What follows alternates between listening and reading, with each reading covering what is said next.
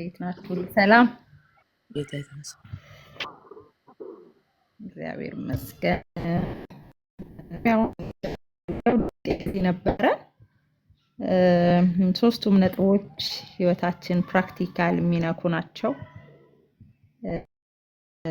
እኔ ከመጨረሻው ልጀምር፣ መናዘዝ ከሚለው ልጀምርና በሁለት ደቂቃ ውስጥ ተናግሬ ጨርሳለሁኝ። ይሄ ይቅርታ ያው ሁሉ እያወሩት ያለው ነገር ነው። ይቅርታ በጣም ቀላል ነገር አይደለም። ሪሌሽንሺፓችንን ከእግዚአብሔር ጋር ያለንን ህብረት አፌክት የሚያደርግ ነገር ስለሆነ እግዚአብሔርም ደግሞ እሱ ምህረት እንዳደረገልን እኛም ለወንድሞቻችን ለእህቶቻችን አብረው ላሉት ለጎዱንም ለጎዳናቸውም ሰዎች ይቅርታ መስጠትም መቀበልም አለብንና እኔ በጣም በህይወት ዘመኔ ሰውን እንደዚህ ይቀየማለሁ ብዬ አስቤ በማላውቀው ሁኔታ ሰው ተቀይሜ ያውቃለሁና እስክደነግጥ ማለት ነው። እንደዚህ ነኝ እንዴ እስክል ድረስ በጣም ሰው ተቀይሜ ያውቃለሁና አቃተኝ፣ ይቅርታ ማድረግ አቃተኝ። በቃ ሊትራሊ ተሸነፍኩኝ ማለት ነውና አንድ ግን የገባኝ ነገር አለ። ምንድነው? እግዚአብሔር የማንችለውን ነገር እንድንችል የሚያደርግ ጸጋ እንዳለው አውቃለሁኝና ቤቴ ታይልስ ላይ መሬቱ ላይ ተንበርክኬ ይሄ ታይልስ ረገጠችኝ ወይም ከበድሽኝ ብሎ እንደማይለኝ እንደዛ ይቼ ያስቀየመችኝን እህቴ እንደዚህ እንድሸከማት ጸጋ ይርዳኝ ብዬ መጸለይ ጀመርኩኝ። ይሄንን ጸሎት ግን ኦልሞስት ከ3 ከ4 ከ5 ወር በላይ ነው የጸለይኩት በእንባ ማለት ነው። ምክንያቱም እኔ ከእግዚአብሔር ጋር ያለኝን ሪሌሽንሺፕ በዚህ ምክንያት ማቋረጥ አልችልም እና በጣም ነበረ የሚከብደኝ። ደግሞ ከባዱ ነገር አንድ ግቢ ውስጥ ነው የምንኖረው፣ እንተያያለን ጧት ማታ፣ ብዙ ንግግር አለ፣ ብዙ ነገር አለ። በቃ እኔ ክርስቲያን ነኝ፣ ያ ሰው እንደሚሆነው መሆን አልችልም እና ብዙ ቁጣ፣ ብዙ ብስጭት፣ ብዙ ንዴት ነበረብኝና እግዚአብሔር ግን ታማኝ መሆኑን አንድ ቀን ከእንቅልፌ ስነቃ ነው አልጋ እያነጠፍኩኝ መጽሐፍ ቅዱስ ላይ ያለውን ያ ብዙ ተምሮ ሄዶ እሱ ግን በትንሽ ብር ያበደረውን ሰውዬ አንቆ ይዞ እስር ቤት የከተተውን ቃል ሰጠኝ ማለት ነው። እና ያ ቃል እኔ ውስጥ ሲፈስ የእውነት ሂል እንዳደረጉ ገባኝ ማለት ነው። ያ ቁጣ፣ ያ ንዴት፣ ያ ብስጭት ከላይ ላይ እንደ እንፋሎት ነው ተነው የተነሳልኝና እየሮጥኩኝ ነው ዛች ሴት ቤት የሄድኩትና ተንበርክኬ እውነተኛው ነገር እኮ በድላኛለች፣ ግን ተንበርክኬ በድዬሻለሁ ይቅር በይኝ አልኳት ማለት ነው። እና ይቅርታ አረገችልኝ። ከዛ በኋላ ደግሞ እንግዲህ እግዚአብሔር ጸጋውን ሰጥቶኝ የለ አሁን ደግሞ ጌታ ኢየሱስ ያልከው የሚጠሏችሁን ውደዱ ያልከውን ቃል ፕራክቲካል ማድረግ እፈልጋለሁ፣ ጌታ ሆይ እርዳኝ፣ ባገኘሁት አጋጣሚ ሁሉ መልካም ላርግላት ብዬ ደግሞ ጸለይኩኝ። ይሄ የሊላ ብርታት እንዳልሆነ ግን ወቁ። እኔ በፍጹም ከዛ ቂም ውስጥ ከዛ ንዴት ውስጥ መውጣ ሰው አልነበርኩም። የእግዚአብሔር ጸጋ ግን የሚያስችል ጸጋ እንደሆነ ስቲል ትረስት እንዳደርገው ያንን ጸጋ እንድተማመንበት የትኛውም ሁኔታ ውስጥ ብገባ ያ ጸጋ እንዴት አድርጎ ጎትቶ እንደሚያወጣ አሳይቶኛል እና እግዚአብሔር ይመስገን በጣም በሚገርም ሁኔታ በእንደዛ አይነት ሁኔታ ውስጥ ከ3 ዓመት በላይ ከዛች ሴት ጋር ኖርኩኝ ማለት ነው። መልካም እያደረግኩላት ተገድጄ ግን አይደለም። ይሄ በአስጠልቶኝ ከእጭ እያልኩኝ ሳይሆን ደስ ብሎኝ እያደረግኩላት ከዛ ግቢ ስወጣ ግን እንደሷ ያዘነ፣ እንደሷ ያለቀሰ፣ እንደሷ የተከፋ ሰው አልነበረም እና ስቲል ከዛች ሴት ጋር እገናኛለሁ፣ እደዋወላለሁ፣ የሚጠቅማትን ነገር ስቲል ሳገኝ አደርጋለሁ፣ እልክላታለሁ ወይም እንነጋገራለን ማለት ነው። እና ይቅርታ ሲያቅተን በእውነት የምንቀርብበት የእምነት ዙፋን አለን። በእግዚአብሔር እግር ስር ውስጥ ወርደን ጌታ ሆይ አቃተኝ፣ በቃ እግዚአብሔር ደግሞ የምንችልበትን ጸጋ ይሰጠናል እና አለበለዚያ ራሳችን አስረን ቁጭ እናደርጋለን። እግዚአብሔር የሚፈልገን ለብዙ ነገር ነው፣ ግን ራሳችንን አስረናል እና በዚህ በጣም በጣም የተጠቀምኩበት ነገር ስለሆነ ነው እግዚአብሔር ረድቶኝ ከዛ ቂምና በቀል ውስጥ ወጣሁኝ ማለት ነውና ይሄ በጣም የጠቀመኝ ነገር ነውና ከትንሽም ቢሆን ከረዳችሁ ብዬ ነው ይሄንን ማወራላችሁ። ከዛ ደግሞ እግዚአብሔርን ማድነቅ፣ መባረክ፣ ማመስገን ያልከው ሁለተኛው ፖይንት ነው። በቃ የእግዚአብሔርን ትልቅነት የእግዚአብሔርን ኃያልነት በቃ በፍጥረት ውስጥ እያየን በውሏችን እያየን በእኛ ውስጥ ባለው በአሰራራችን እያየን የምናደንቅበት የምንገረምበት ነገር ነው እና ሁል ጊዜ በእውነት በምስጋና ፊቱ መግባት አለብን፣ ማመስገን አለብን። እኔ ማታ ማታ ከልጆቼ ጋር ትንሽዬ የምትሆን የመጽሐፍ ቅዱስ ጊዜ ያለችኝ የጸሎት ጊዜ ያለችኝ እና ብዙ አይነት ጥያቄ ቤቴ ውስጥ ቢኖርም ሁል ጊዜ ግን እላችኋለሁ ጤነኛ ስለሆናችሁ አመስግኑ፣ ሽንት ቤት ገብታችሁ መጸዳዳት ስለቻላችሁ አመስግኑ፣ መጫወት ስለቻላችሁ አመስግኑ፣ አይናችሁ ያያል፣ ጆሯችሁ ይሰማል። ዩሲ ብዙ ህፃናት ብዙ ቦታ አሉ፣ እናት አባት ስላላችሁ አመስግኑ እያልኩኝ እላችኋለሁ። እና አዘሴም ታይም ለራሴም ነፍስ ነው የምነግራት። ጥያቄ አለኝ አዎ፣ ግን እግዚአብሔርን ደግሞ የማመሰግንበት በጣም ብዙ ሺህ ምክንያት አለኝ እና ጌታን በጣም አመሰግነዋለሁ ስለሱ። ከዛ ደግሞ ከእግዚአብሔር ጋር ውይይት ያልከው ነው፣ ያው እሱ ሪሌሽንሽፕ ነው፣ የአባትና የልጅ ግንኙነት ነው። በሁኔታዎች አይቀየርም። ስላገኘን የሚቀር አይደለም፣ ስላጣን የሚቀር አይደለም። አባታችን ነው፣ እኛም ልጆቹ ነን።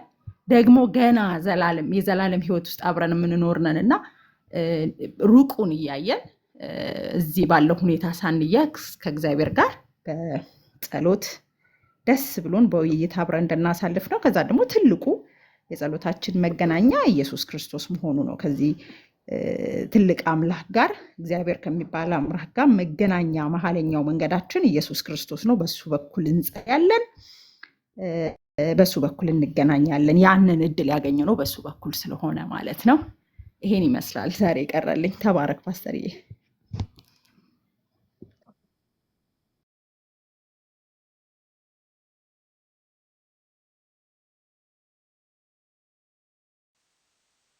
እግዚአብሔር ሰው ፓስተርዬ እንዴት ናችሁ? ደስ ይላል ቤታችሁ። እንግዳ የምትቀበሉበት ነገር ደስ ይላል።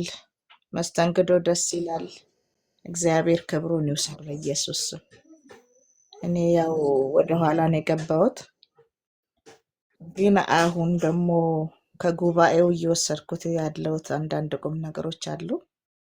ከጉባኤው አፍ ያው ትምህርቱ የተላለፈውን እና እኔ ስለ ቂም ስትናገር ነበር የገባሁትና እግዚአብሔር መቼም ሰውን ሁሌም ከፈተና ያድነናል አይደል?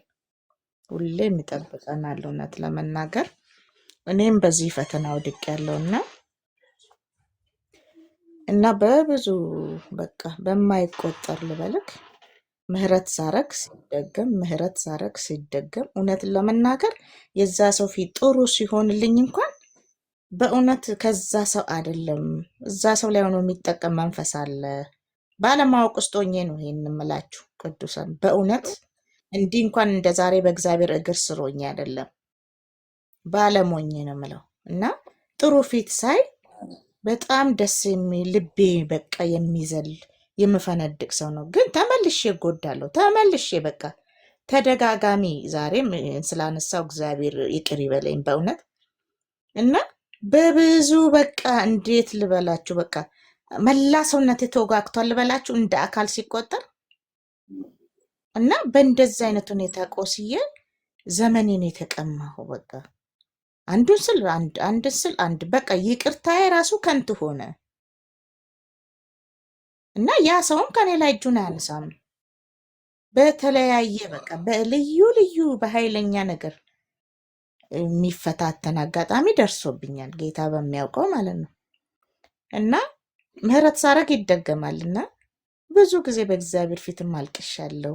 ቃንሳልኝ በቃ ብዬ ስልበሁ በቃ አይደለም ቤት ውስጥ ባለ ቁስ እንኳን ያንን ሰው መርሳት አልቻልኩም። አሁን ቅድም አንድ እህቴ መቁረጥ ሳይሆን መንቀል ነው ያለችው። በቃ እንደው ጌታ ሆይ እያልኩኝ እውነት እናንተ ስትናገሩ እውነት ጌታ ሆይ እንደው ንቀልልኝ፣ ንቅል አድርገህ ከውስጤ በቃ እንዳልል ያ ሰው ቤተሰብ ነው። እንተያያለን፣ እንገናኛለን፣ እናወራለን። በነገር መሀል ውጊያ አለ። በቃ እንዴት ልበላችሁ ቅዱሳን፣ በእውነት ነው የተፈተንኩት። እውነት ፓስተር ጌታ እንዲረዳኝ ጸልይልኝ፣ በእውነት መንቀል እንዲሆንልኝ በእውነት ነው የምልህ። ጌታ ምስክሬ በብዙ በቃ በቁስ አልልህ፣ በልብስ አልልህ፣ በጉርስ አልልህ፣ በምንም አይነት ሁኔታ ውስጥ በቃ እንዲህ ሰውነቴ ውስጥ እንደ መርፌ ተሰግስጎ በቃ ዝም ነው የምለው። እዛ ጋር መልስ አልሰጥም። ታላቅነት አለ፣ አክብሮት አለ፣ ጋብቻ አለ እና በዚህ ውስጥ ነው የተቀጠቀጥኩት በቃ እና ሁሌ በጌታ ፊት ወድቃለሁ በዚህ ጉዳይ ላይ በቃ አንሳልኝ። በእውነት እዛ ሰው ላይ መንፈስ ሆኖ ነው እንኳን ብዬ ጥሩ ፊት ይዤ ስሄድ የመልሱ ምት ጥሩ አይመጣልኝም። ምን እንደሆን እግዚአብሔር ይወቅ። ንጹህ ፊት ንጹህ ልቦና ይዤ ስሄድ ሌላ ነገር እንደገና ተመትቼ እመጣለሁ እና በዚህ ተፈትኛለሁ ቅዱሳን። እና ጌታ እንዲረዳኝ ጸልዩልኝ። በእውነት መንቀል እንዲሆንልኝ እውነት እየቆረጥኩ ነው በቃ እኔ ማለት ነው። እያቆጠቆጠ እየመለሰብኝ ያለው በቃ እየመላለሰ እና ይሄንን እንትን ብያለሁ እኔ። ሌላው ደግሞ ሁሌም በእግዚአብሔር ፊት ንስሐ መግባት አልፈራም። እኔ እውነት ከየት እንዳነሳኝ እንኳን እያመሰገንኩ ነው፣ እያለቀስኩ መጸለይ ቁጭ ብዬ እንኳን ኖርማሊ ስራ እየሰራው መዝሙር ከፍቼ በእንደዚህ አይነት ህይወት ውስጥ በእንደዚህ አይነት ማጉረምረም ውስጥ ዘምራለሁ። እውነት ለመናገር ጌታ በሚያውቀው ማለት ነው። ይሄን ጸጋ ሰጥቶኛል ጌታ እና ወደኋላ መለስ ብዬ ያለው ሁኔታዎችን ያለው እንዴት እንደረዳኝ ያለው በቃ እንዴት እንዳነሳኝ እንዴት ከሞት እንደታደገኝ እንዴት ዛሬ ላይ ለመድረሴ በቃ አይደለም ወደሱ እግር ስር እንኳን ለመግባቴ የሱ ትልቅነት ነው እንጂ ከኔ ይሆን አይደለም።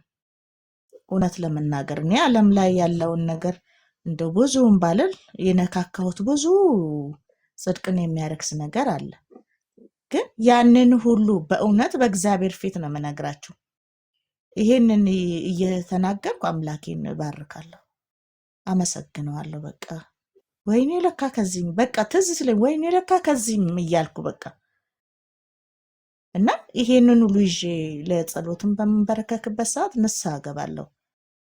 ይህን እግዚአብሔር አድርጎልኛል። ጌታ ክብሩን ጠቅልሎ ይውሰድ። በእኔ ጉብዝና ሳይሆን ያ እግዚአብሔር ልቤን ሊያጸዳው፣ አው ውስጤን ሊያነጻ ሊረዳኝ በቃ ከጎኔ ሊሆን ነው ይሄንን ያደረገው እና አሁን ደግሞ ያው ከእህቶቼ እየሰማሁ እንዳለሁት በጸሎት ፊት ስቀርብ ከጸሎትም ስነሳ መክፈቻዬም መደምደሚያም የአምላኬ ኢየሱስ ክርስቶስ ስም ነው እና በዓለም እንኳን ባለው ሰዓት ከኦርቶዶክስ ቤተሰብ ነው የመጣሁት። እንደው በኢየሱስ ስም ስል ነቀፌታ እንኳን ሲመጣ ያልተውኩት ስም ነው። ባለማወቅ ውስጥ ሆኜ ነው የምላችሁ። ባለማወቅ ውስጥ በጥሬው በቃ ድፍን በሆነ ማንነቴ ስሙ ካፌ አልወጣም። እንደገና እግዚአብሔር ረቶኝ ቤት እንኳን ለመስራት አንድ እርምጃ በሄድኩ ሰዓት እንዲህ እንደ ሀሳብ ስናወራ ባለቤትን ባክ ቤት ሰሪ እግዚአብሔር ነው። ከየት እንዳመጣሁት አላቅም። ጌታ ኢየሱስ ምስክሬ ነው። በሱ ፊት ነው የምነግራችሁ። ቃል አንብቤ አላቅም። መጽሐፍ ቅዱስ ገልጬ አላቅም። እና የስቅለቱን እንኳን ፕሮግራም እንዲከፍቶ ሲያሳየኝ ባለቤቴ ማለት ነው ቁጭ ብዬ ነበር ማየው፣ ቁጭ ብዬ እንደተፈጠርኩ። ከዛ እሱ አይቶኝ አላለቅስም ዴ አታለቅሽም እንዴ ያለኝ ቀን አይረሳኝም። እና ሁሌ ግን አሁን አለቅሳለሁ ያንን እያስታወስኩ። የሚገርማችሁ እና እንደገና ደግሞ ሞባይሌ ላይ የማዕዘን ከድንጋይ ነው ጠፋብኝ፣ የማዕዘን ራስ ይሆናል የሚለውን ጥቅስ ማለት ነው ሞባይሌ ላይ ፕሮፋይል አድርጌ የት ነው ምን ቁጥር ነው ብለህ ብትጠይቀኝ አላቅም።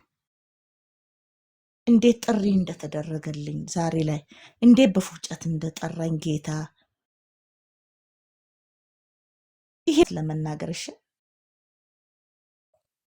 አዎ እንዲህ ነው። አሁን ማንም ታናሽነቱን አይናቅ አይውቀስ ያልከውን ነገር ሰምቼ ነበር። ግን እኔ ግን እንዲህ እላለሁ ባለማወቅ ውስጥ ጌታ እንደዛ ምንም ባልተገለጠልኝ ሰዓት ስምህን እንዴት በቃ እንደዚህ ብለህ ተናግረኸኝ ይሄ ሁሉ ካንተ አይደል በቃ እየየ እላለሁ እውነት ለመናገር።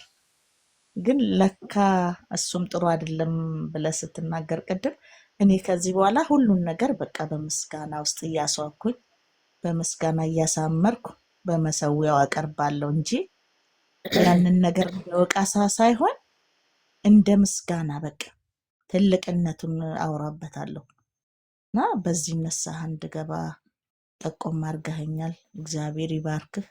በእውነት ደስ ይላል።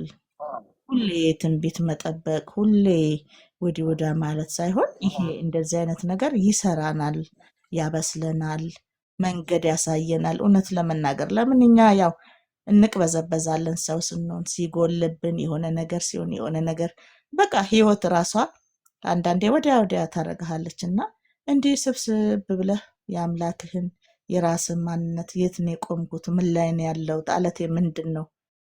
ምን ማድረግ ነው ያለብኝ ለቀጣይ? ትላንትስ እንዴት መጣው? ወደኋላ ዞር ብለን የመጣንበትን እንድናይ፣ ነገስ የቱ ጋር ነው መሄድ ያለብኝ የሚለውን አቅጣጫ እውነት የጨለመውን በብርሃን እግዚአብሔር እየመራን በአንተ ተጠቅሞ እየተናገረን እንዳለ ነው እና እግዚአብሔር አምላክ እሱ ክብሩን ጠቅልሎ ይውሰድ በኢየሱስ ስም። ስለዚህ ጉባኤ አመሰግናለሁ። ስለ አንተም ስለ ታላቅ ባሪያ በእውነት ይሄን ሁሉ ሰብስቦ መንገድ እየሰጠ ስላለ ሰው አመሰግነዋለሁ። እግዚአብሔር ክብሩን ይውሰድ በኢየሱስ ስም። ተባረኩልኝ።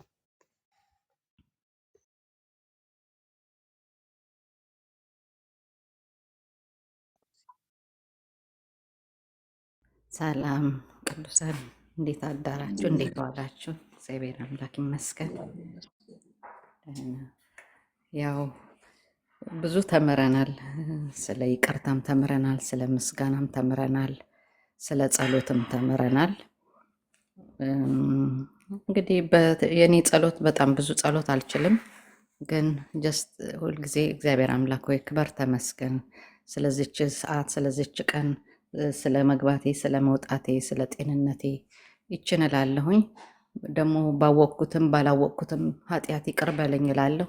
ይቺ ናት የኔ ጸሎት በቃ።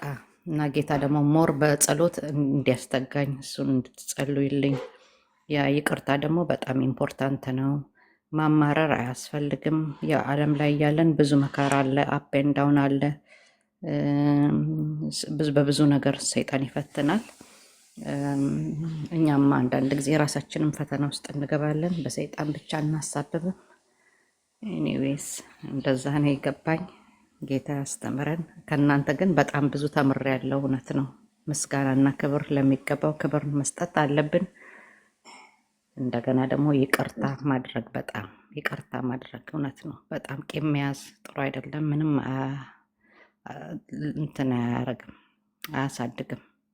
ጌታ ይቅር ስንል ነው ይቅር የሚለን። ይህን የተማርኩት እንግዲህ እኔ ብዙ መናገርም አልችልም። ይቅርታ።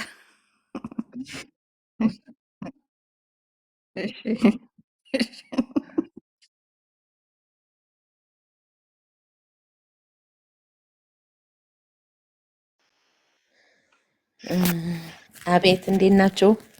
ጌታ ይባርክ። ጸሎት ማለት የሚለውን ነገር በጣም ትልቅ ነገር በውስጥ ጥሎልኛል። አንደኛ ነፍስን ወደ እግዚአብሔር ከፍ የምናደርግበት መንገድ እንደሆነ፣ እግዚአብሔርን መፈለግ እንደሆነ፣ ወደ ጸጋው ዙፋን መቅረብ የምንችልበት መንገድ እንደሆነ እና ይሄ ሶስቱ ነገሮች ይዣቸዋለሁ እና አንደኛው ላይ ግን እግዚአብሔርን መፈለግ የሚለው በራሴ ህይወት ውስጥ በእውነት የሆነውን ነገር በነግራችሁ ይገርማችኋል። እና አንድ ጊዜ በጣም ታምሜ ነበርና የኮቪድ ሰዓት ነው። እንትን አለርጂክ ነው የሆነብኝ የተወጋሁት የኮቪድ ክትባት። በሞትና በህይወት መካከል እያለሁኝ እግዚአብሔርን ፈለኩት፣ ጠራሁት። በቃ እና የት ነው ያለው? ያመንኩ ጌታ ወዴት ነው ያለው ብዬ ጠራሁት እና በሚገርም ሁኔታ እግዚአብሔር መጣ፣ እጁን ላከ፣ ነካኝ፣ ዳሰሰኝ። ወደኩ። ወዴት እንደወደኩ ራሱ አላውቀውም። ሰውነቴ በሙሉ በአለርጂክ ተመቶ ነበርና ያ አለርጂክ በሙሉ ወርዶ እግሬ ጋር ደርሷል።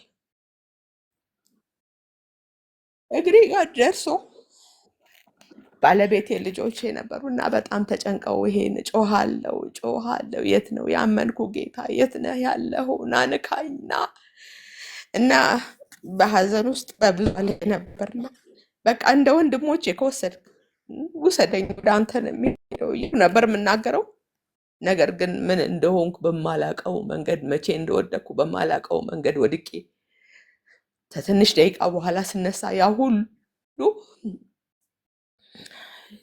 ራሽ የሆነው ሰውነቴ በሙሉ ወደ እግሬ ወርዶ አየሁት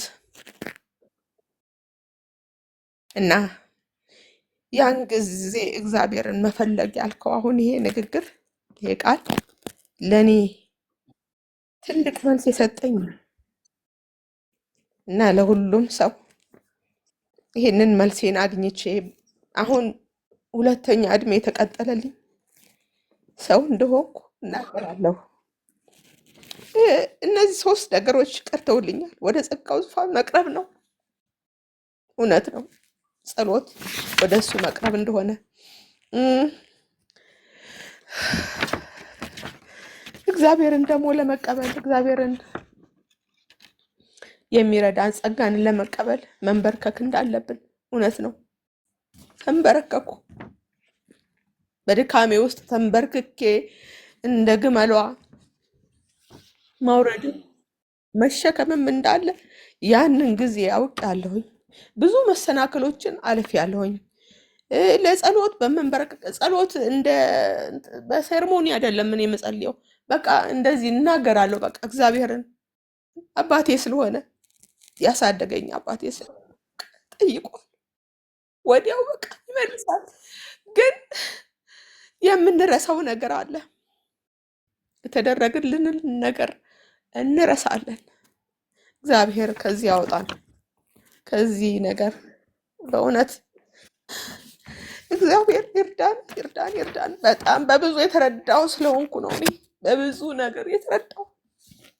አልችልም መነጋገር። በጣም ብዙ ነገር ጽፌያለሁ። አሁን ካስተማርከው ነገር በህይወታችን ውስጥ ደግሞ እግዚአብሔርን የምንነጋገረው የምንችለው ስሙን በመጥራት ነው ያልከው። ኢየሱስን ስሙን መጥራት ያስፈልጋል። ድረስልኝ ማለት እየነዳሁ ነው ሁሉ እየነዳው ስሙን እየጠራው ሆስፒታል ተኛሁኝ። ደሜ ወደ ላይ ሆኖ ማለት ነው። እጄን ያዝ መንገዱን ጥረግ በቃ እያልኩኝ እየነዳሁኝ መንገድ ላይ አቆሜው ገባሁ ሆስፒታል ውስጥ። ስሙን ጠራሁ። እውነት ነው። ስሙን በመጥራት እግዚአብሔር ከኛ ጋር ይሆናል። ስንጸልይ ስሙን መጥራት በተገቢው መንገድ እንድንጸልይ ይገባል። ስሙን እየጠራን ያልከው እግዚአብሔርን ማድነቅ ያልከው እውነት ነው። ማድነቅ ያስፈልጋል። ሁልጊዜ ንዝንዝ አይደለም። ሁልጊዜ ያድርግልን፣ እንደዚህ ሆንልን፣ አድረስልን ምናምን አይደለም። እግዚአብሔርን ማድነቅ ማምለክ በቃ እግዚአብሔርን እየጠሩ እግዚአብሔርን ማድነቅ ስለተደረገልን ነገር ማመስገን እንዳለብን የተረዳሁት ነገር ቃላት ያጥረኛል ስለ እግዚአብሔር። እኔ ያን ያህል እንትን ሆኜ አይደለም፣ ግን እግዚአብሔር ያደረገልኝን ነገር ሳስበው በጣም ከቁጥር የበዛ ነው። በቃ ቁጥር የለውም። ስጠራው ከተፍ ይላል። ግን ደግሞ አላቅም፣ እረሳለሁ። ደግሞ ራሳና አስታውሰዋለሁም እረሳው። እንደ ፔንዱለም ያደርገኛል አንዳንድ ጊዜ ወዲያና ወዲህ። እሱ መጥፎ መንፈስ ነው። ስለዚህ እገስጸዋለሁ ደግሞ እሱንም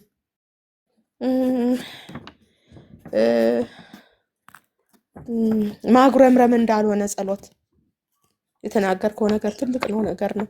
ማጉረምረም ብቻ አይደለም፣ በቃ ማመስገን፣ በማመስገን ውስጥ ማለፍ እንዳለብን በጌታ ደግሞ ደስ እንዲለን የሚገባ እንደሆነ ሳታቋርጡ ጸልዩ ያልከው በጌታ ደስ ይበላችሁ የሚለው ቃል በጣም ደስ ይላል። በቃ እውነት ነው። በሱ ብቻ ነው ደስ ሊለን የሚገባው። በይቅርታ ደግሞ ያልከው ነገር ይቅርታ በጣም በጣም ትልቅ ነገር ነው። ጥርሴን ከነከስኩ እንኳን ይቅር ማለል ሴት ነበርኩ፣ ግን እግዚአብሔር ይሄንን አጥቦልኛል። ጥርሴ ከተነቀ ክራክ እስከሚያደርግ ድረስ ጥርሴ የተሰበረበት ጊዜ አለ በንዴትና በቁጣ፣ ግን እግዚአብሔር ያንን ቀረፈልኝ። በይቅርታ ማለፍ ጸሎት የሚሰማው ይቅርታ ስናደርግ ብቻ እንደሆነ ስለገባኝ አሁን ገባኝ። በቃ እንዴት እንደገባኝ እግዚአብሔር ነው ያስተማረኝ። ቢቻለንም ከሰዎች ጋር ደግሞ በአግባቦት በሰላም መኖር እንዳለብን፣ በቀልን መተው እንዳለብን፣ በቀል የኛ ስላልሆነ እሱም ይቅርታን እንድናደርግ ያስተማርከው ነገር በጣም በውስጥ ቀርቶልኛል። ሌላ ደግሞ የኢየሱስ ደም ከኃጢአት ሁሉ እንደሚያነጻ ኃጢአቴን የምናዘዝበትን መናዘዝ እንዳለብን ለክርስቶስ መንገር እንዳለብኝ ምህረት የማገኘው ያን ጊዜ እንደሆነ ወይንም ኃጢአቴን በውስጥ ደብቄ በእግዚአብሔር ፊት ብንበረከክ መልካም እንዳልሆነ ይህ ሁሉ ነገር ቀርቶልኛል በውስጤ እና እግዚአብሔር የተመሰገነ ይሁን። ይህ ሁሉ ነገር ስለቀረልኝ እና ከእናንተ ጋር በመማሬ ደግሞ በጣም እግዚአብሔርን አመሰግነዋለሁ። ወደ አንተ ግሩፕ በመግባቴ ጌታን አመሰግናለሁ። እህቴን አመሰግናታለሁ፣ ቤቲን ከካናዳ እና ክብር ለእግዚአብሔር ይሁን። እኔ የቤቲ እህት ነኝ እና በዚህ ላይ ባለው ስልክ ባገኝህ ደስ ይለኛል። በስልክ ደውዬ ምን ሰዓት እንደምት ወይም